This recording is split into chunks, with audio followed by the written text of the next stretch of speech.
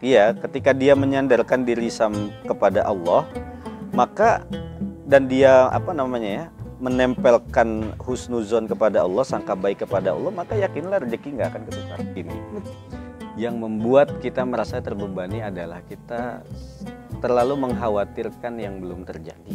Betul banget. Iya. Ya sebenarnya mengkhawatirkan itu manusiawi ya. Ya. Cuma tidak boleh terlalu melewat batas. Kalau bahasa bolanya offset lah. Kenapa? Karena sesuatu yang belum pasti itu adalah milik Allah, bukan milik kita.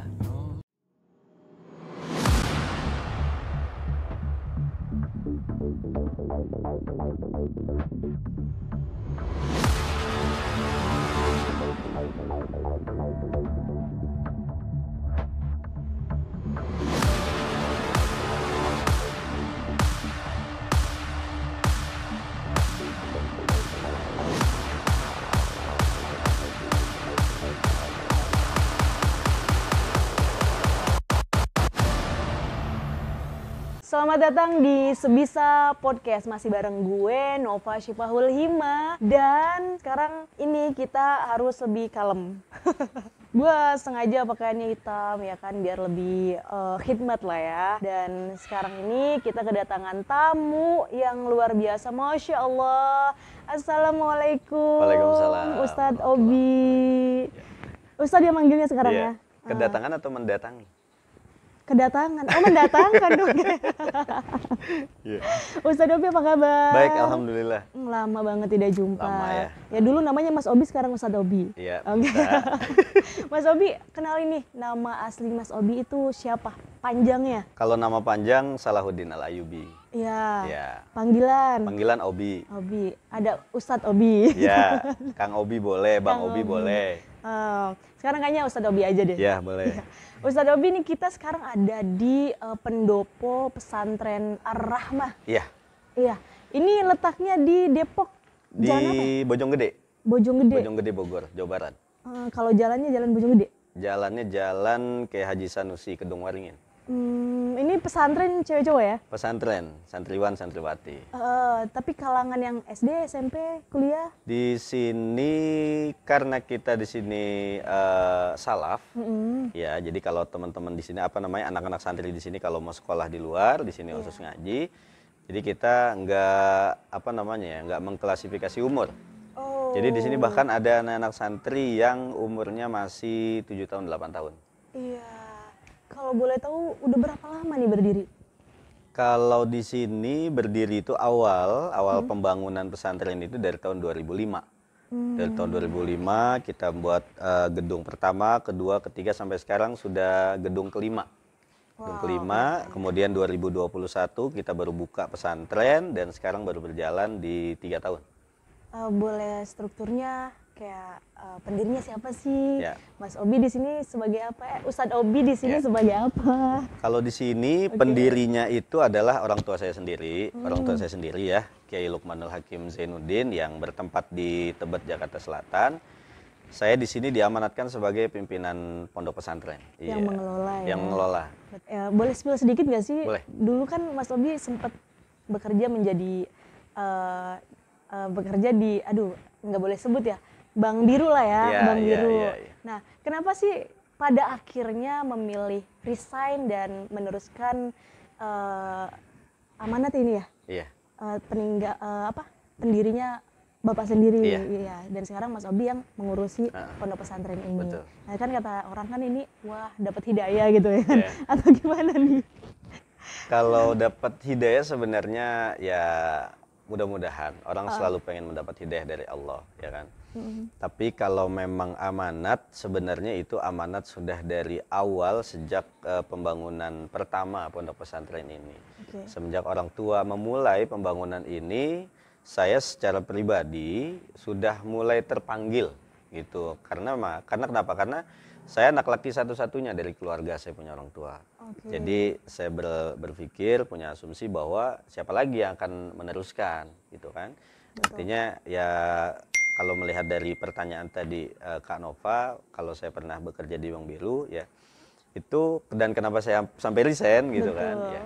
Itu sebenarnya titiknya adalah ya ini sebuah panggilan ya. Betul. Karena memang ketika saya di Bank Biru itu kalau dua kepala sepertinya agak susah membagi waktunya. Iya. Dan akhirnya di tahun ketiga ini saya memutuskan untuk fokus di sini. Mas Obi Iya. lagi kan, Ustadz Iya. Obi nih. Aku tuh setahun podcast kayak gini ya, duduk aja kayak gini, kayak Iya. agak-agak capek gitu kan. Iya kan? Mau keliling-keliling? Tadinya gitu. Oke. Nah, siapa yang keliling, siapa yang jaga lilin? Yang jaga link kameramennya aja kali. Nanti balik-balik dapat uang sekarung nih. Wah, boleh itu.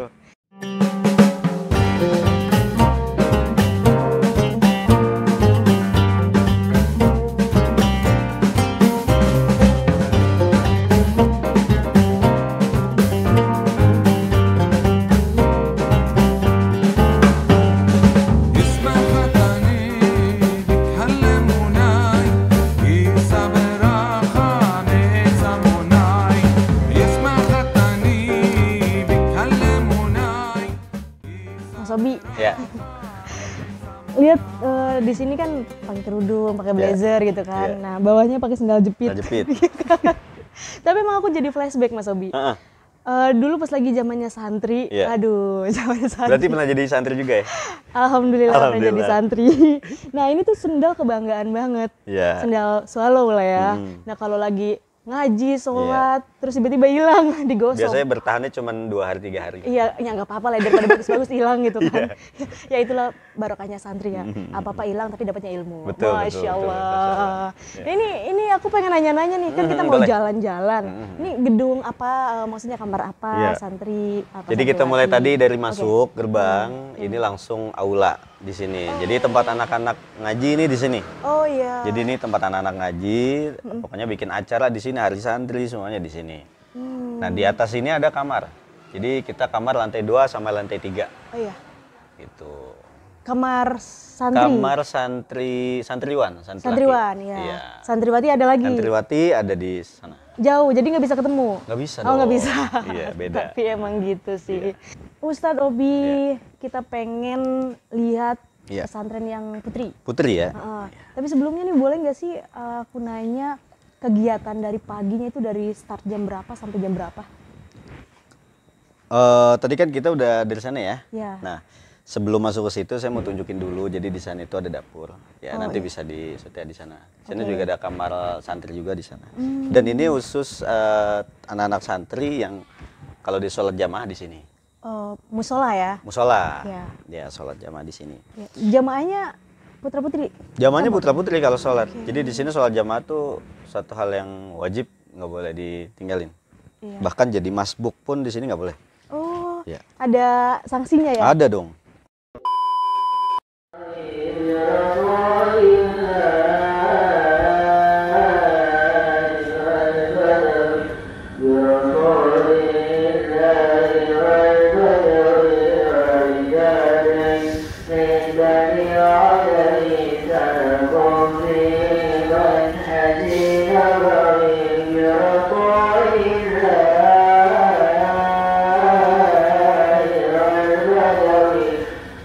Kalau kita berkaca dari pesantren-pesantren yang mungkin pesantren Jawa atau pesantren-pesantren yang lainnya yang memang udah lama berdiri, itu kan dari jam 2 pagi udah ada Betul. kegiatan kan? Iya. Ya.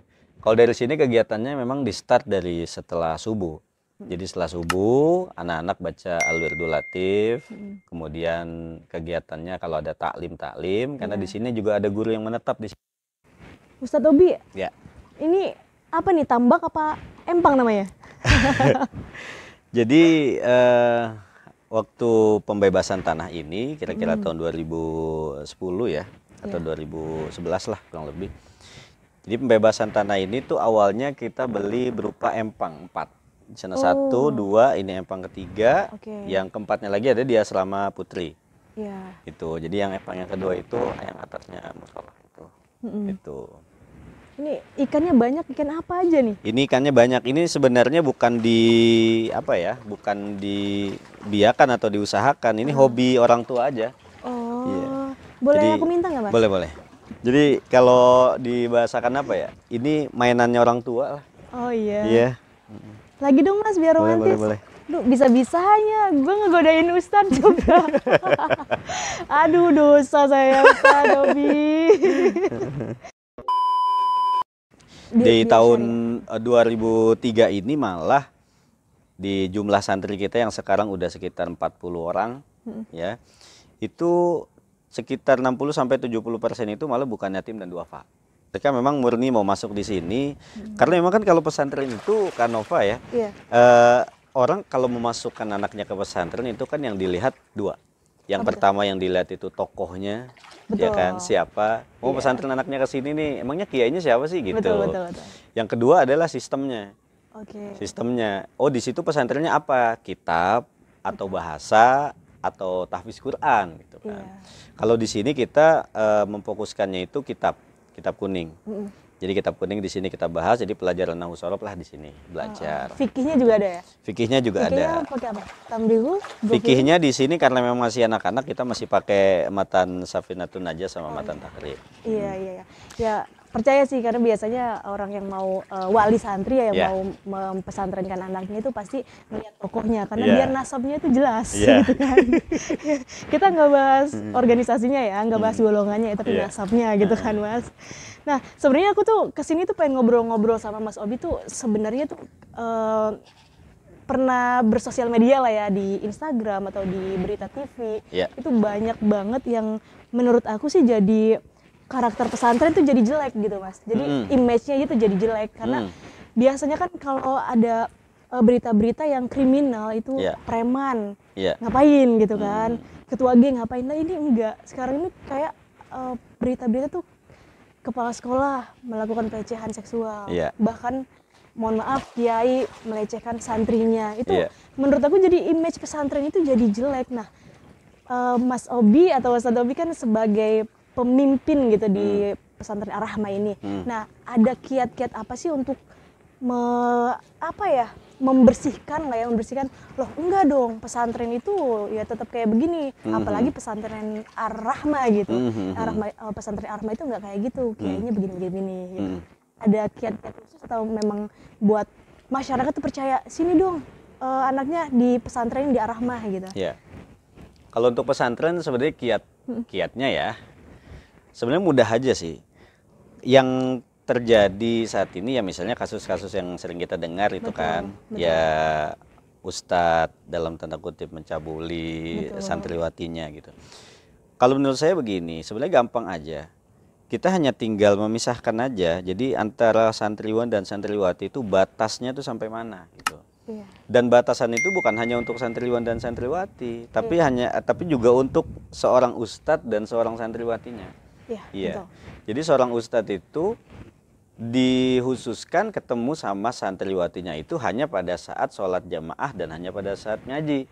Jadi selebihnya nggak usah dipertemukan gitu kan. Nggak boleh ada interaksi. Nggak boleh ada interaksi. Jadi ketika memang santriwati sudah masuk di asramanya, di situ udah harus ada pengasuh di asramanya. Dan di sini pun nggak membolehkan membawa handphone atau laptop. Oh nggak boleh. Wow. Nggak boleh dong. Sebenarnya ini sih yang luar biasa. Nanti santrinya bisa tiktokan di sini. Betul. Lagi ngaji tiktokan gitu bisa, kan. Iya.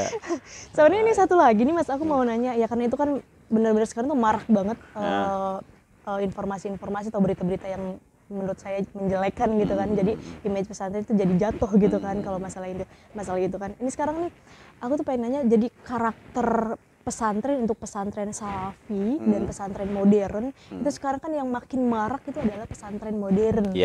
Tapi salah kaprahnya ini ada beberapa masyarakat yang selalu milih modern aja, modern ada bahasa Inggris, bahasa Arab. Jadi mereka tuh tergiur ke bahasanya, jadi lupa. Padahal kalau pesantren itu adalah yang diperkuat adalah pelajaran Al-Qur'annya dan kitabnya nomor satu akhlaknya gitu kan. Betul. Nah, di Ar-Rahmah kalau promosi, bahasanya promosi ya, sama masyarakat itu menginformasikan ini modern atau salafi dan harusnya seperti apa sih yang harus dicari gitu kan, pesantren yang kayak gimana gitu yang seharusnya dicari biar masyarakat itu nggak salah kaprah. Kalau bicara masalah pesantren ya, sistem pesantren di Ar-Rahmah sendiri ini kita memakai sistem salaf. Oh, Masya Pakai Allah. sistem salaf. Jadi di sini santri-santri, santriwan, santriwati di sini khusus ngaji, sholat jamaah, menghafal Quran dan ibadah-ibadah yang lain. Betul. Dan yang pertama yang saya fokuskan di sini adalah adab dan akhlak. Ya, karena yang lebih penting dari santri itu ketimbang ilmu adalah akhlaknya dia. Betul. Ya. Nomor satu. Nomor satu. Jadi ketika akhlak sudah ditanamkan di santri, dimanapun dia, baik di luar pesantren atau dia sudah pulang ke rumah, karena sudah dipondasikan akhlak yang bagus di pesantren, dia akan kebawa di rumah. Iya. Gitu. Nah, kalau melihat fenomena yang terjadi sekarang pesantren modern begitu Iya, kan. Ya. betul. Kalau saya melihat sebenarnya itu banyak terjadi memang, dan memang orang-orang tua murid sekarang kan memang ya ikut zaman juga kan. Tren lah ya. Ikut tren lah gitu. Yang pertama ketika anaknya disekolahkan, dia harus melihat sekolahnya ini punya nama nggak gitu. Backgroundnya Iya. gitu. Karena kan ketika dia nanti kumpul sama sesama ibu-ibu, ketika cerita anak lu di mana, oh di Gontor, oh punya ini dong. Betul. Ya punya PD dikit lah. Iya. Tapi kalau misalnya ditanyakan anak lu pesantren di mana, di pesantren A misalnya kan. Iya.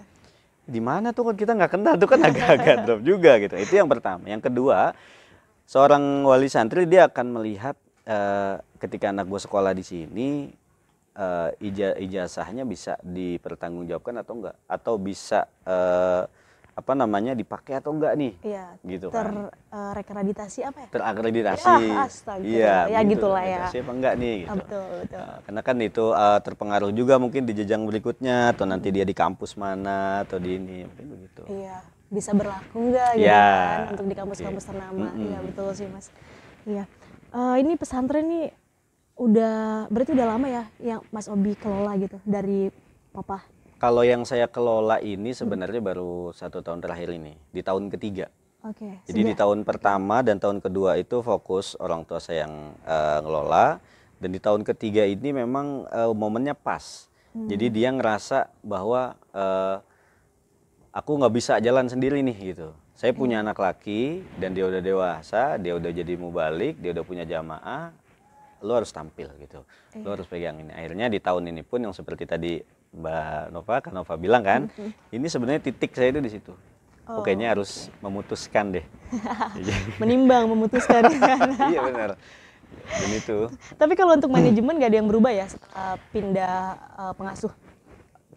Manajemen sebenarnya berubah lebih apa ya? Kalau yang saya pegang ini sebenarnya lebih berwarna, lebih berwarna. Maksudnya gimana ya? Harus ada inovasi lah ya. Nah, ada inovasi. Jadi setiap momen itu saya selalu bikin kegiatan anak-anak santri. Iya.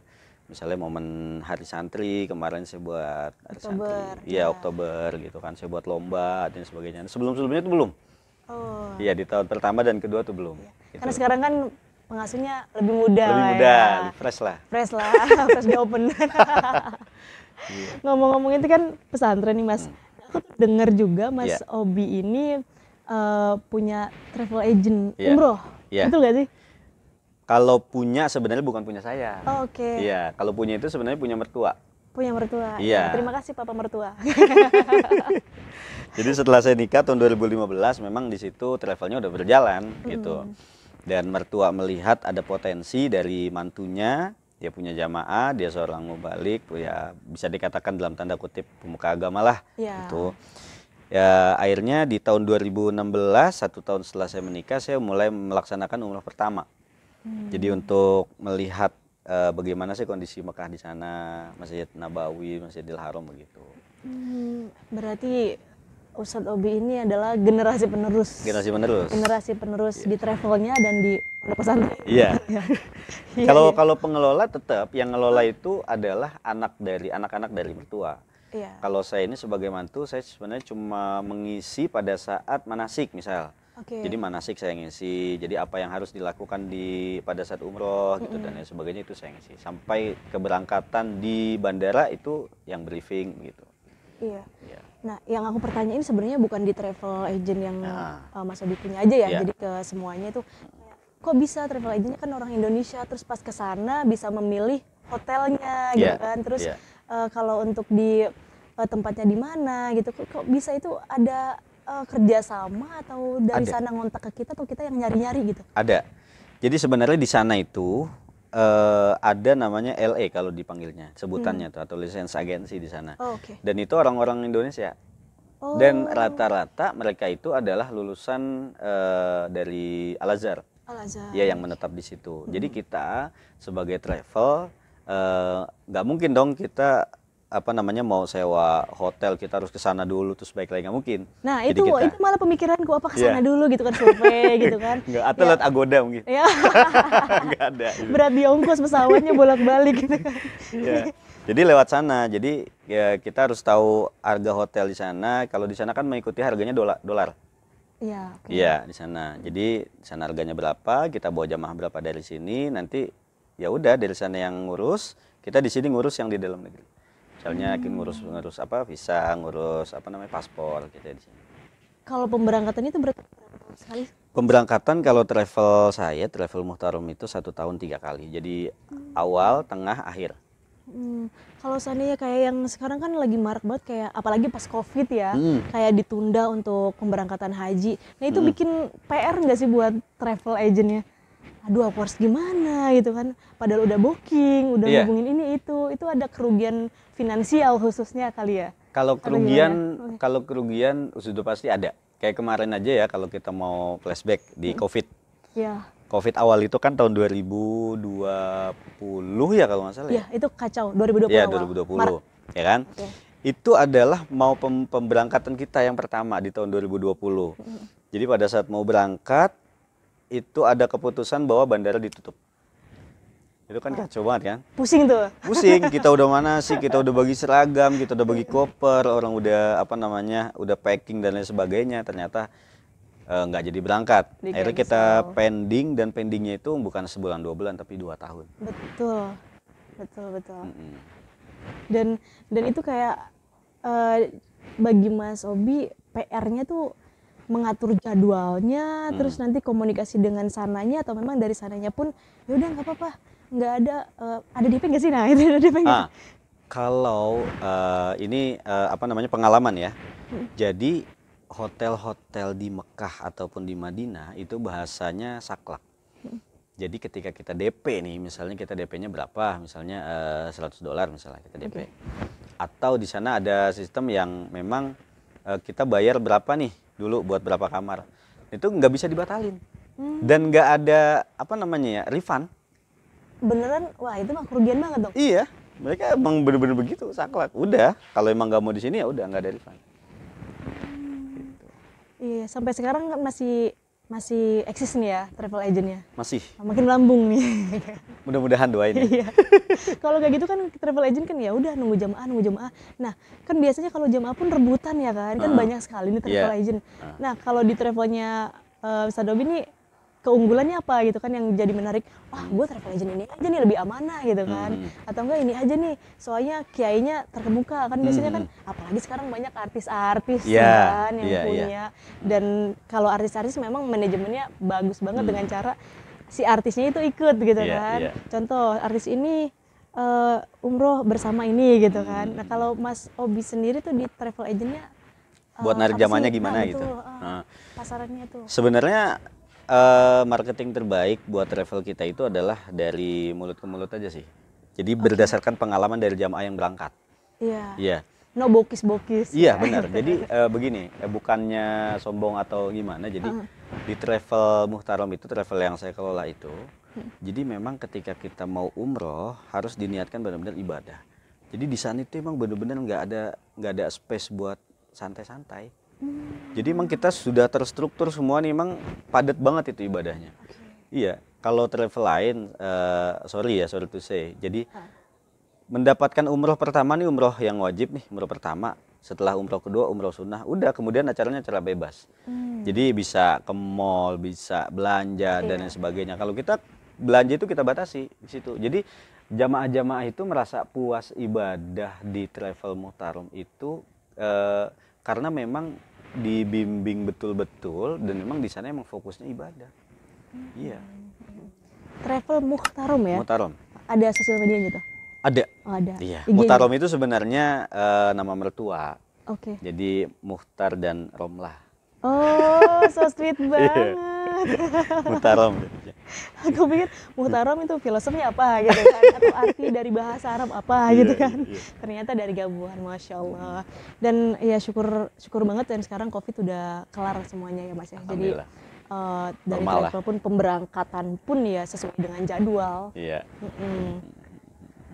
Oke, jadi kayak aku tarik lagi nih Mas di travelnya ya.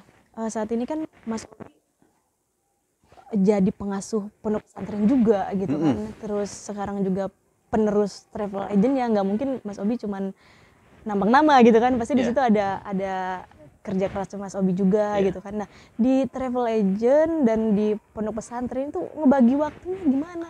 Kan Mas Obi juga ngajar ya nggak sih? Iya. Oke. Sebenarnya kalau bicara membagi waktu, travel itu sebenarnya nggak setiap hari lah sibuknya. Jadi kita sibuk hanya pada saat ya mau manasik Iya. gitu. Kalau yang sibuk-sibuk banget ya saya kasih sama abang-abang ipar saya lah. Kan dia kan Oh orang, iya. ya sistemnya kan dia yang ini. Yang ngelola ya. Iya, kalau berbicara masalah bagi waktu, sebenarnya saya bagi waktunya malah. Jadi saya aktif di sini sebagai pimpinan Pondok Pesantren Ar-Rahmah. Saya juga aktif di pesantren Cariu. Wow, Jadi di bukan Cariu, satu berarti ya? iya. Jadi di Cariu itu mertua juga punya pesantren, namanya pesantren An-Najah, yang di Iya. sana juga udah lebih lama dari ini pesantrennya. Iya. Dan di sana dalam struktur saya udah masuk di direktur pengasuhan. Iya. Direktur pengasuhan. Jadi semua santri itu urusannya sama saya gitu. Dan di sana kalau bagi waktunya di pesantren An-Najah Cariu itu 1 minggu sekali, di sini 1 minggu 2 kali bisa 3 kali. Oke. Ini kayaknya detik-detik akhir nih ya, soalnya ada yang bawel nih kan.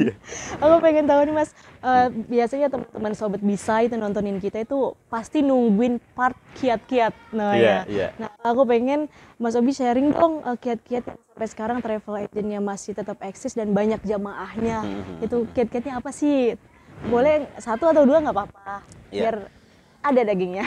Sebenarnya kalau masalah kiat atau tips, apapun itu bukan hanya travel ya, Iya. baik di pesantren ataupun manapun lah.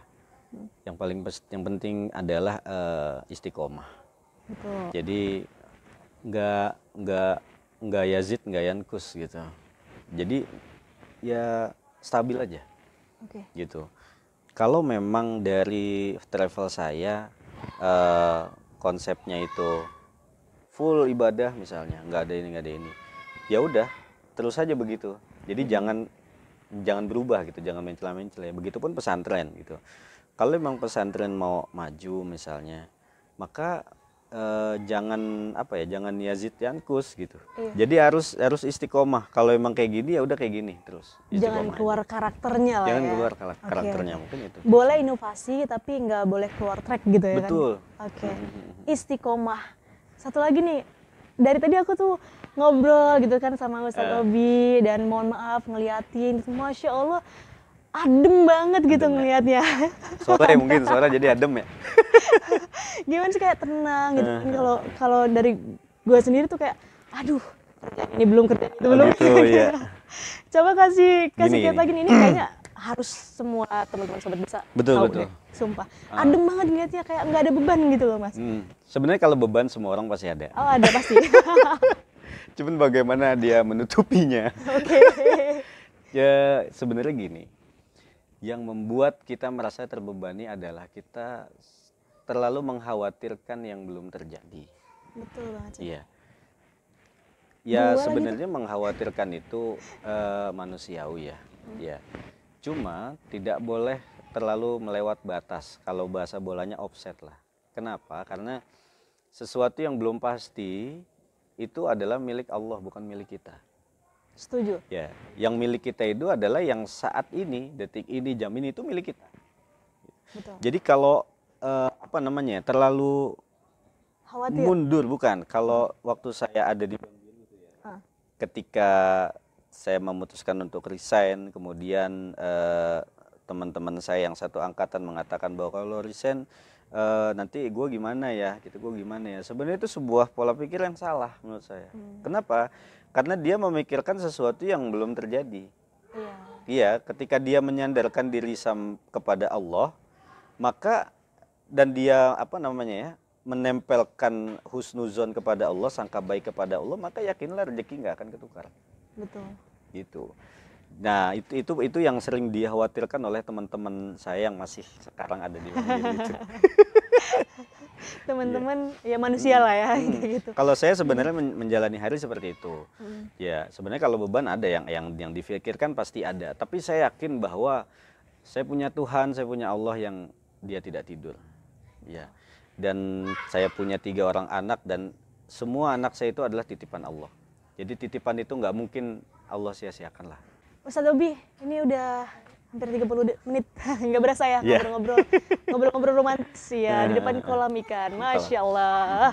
Makasih ini Ustadz Obi ngobrol-ngobrolnya, dan ini podcast yang berbeda sih sebenarnya, lebih adem gitu pembahasannya, Mas Allah. Sama sih kayak wajah Mas Obi. Iya. Nanti kalau ada waktu lah mampir-mampir lagi. Bisa. Lihat anak-anak ngaji gimana. Kegiatannya ya Mas. Betul. Sebenarnya pengen ngelihat sih Mas, biar hati saya kembali kesentuh ya. Nah, nanti boleh di sini buka donatur nggak sebenarnya sih Mas?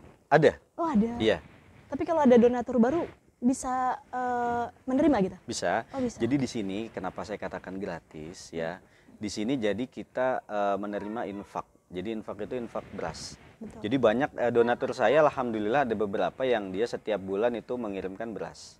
Sini 1 karung, kadang 5 karung di sini beras, dan alhamdulillah di sini santri-santri makan berasnya itu nggak beli. Jadi dapat donatur dari beras gitu. Tapi kan di sini pembangunan terus berjalan ya. Ya, pembangunan terus berjalan dan kita memang selalu membutuhkan donatur lah. Ya nanti mudah-mudahan bisa dibantu sama tim ya. Boleh. Donaturnya nanti ditaruh. Oke. Kalau seandainya pengen mungkin ada donatur baru gitu kan yang mau ya kita balik lagi ya, manusia yang bermanfaat itu adalah betul. Ya manusia yang bisa menolong sesamanya gitu kan. Bermanfaat bagi yang lain. Betul, dan ya kali aja ada yang mau mendonasikan, mau berpahala, pahalanya banyak lah ya. Iya, jariah lah, pahala amal jariah, betul sekali. Ini boleh di-sharing nggak sih caranya gimana gitu Mas?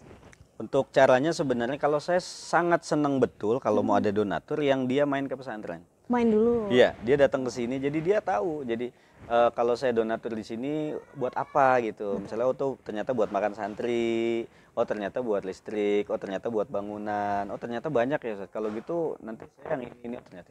Dan itu banyak sebenarnya gitu. Dan akhirnya nggak sedikit dari orang yang datang itu udah jadi donatur tetap di sini. Iya, udah ada ya. Ya kali aja kan teman-teman Sobat Bisa yang mau jadi donatur baru, nggak apa-apa hubungin. Karena kan kebaikan itu nggak ada batasnya ya. Betul sekali, dan ya tabungan untuk akhirat nanti betul. ya. Nanti boleh hubungin kita juga nggak apa-apa, komen di kita di YouTube kita ataupun langsung gimana nih? Langsung main ke sini. Ke Pondok Pesantren Ar-Rahmah. Ada jalannya di, mungkin alamatnya nanti ditaruh di deskripsi. Oh boleh, bisa, nanti ada pokoknya. Oke, Ustadz Obi terima kasih banget, Masya Allah. Semoga sehat selalu. Amin. Dan saya minta doanya santriwatinya untuk kebaikan kita semua. Dan semoga kita bisa bersilaturahim lagi. Amin. Ustadz Obi, terima kasih. Sobat Bisa, bye-bye. Jangan lupa berhusnuzon. Terima kasih. Wassalamualaikum warahmatullahi wabarakatuh. Waalaikumsalam warahmatullahi wabarakatuh.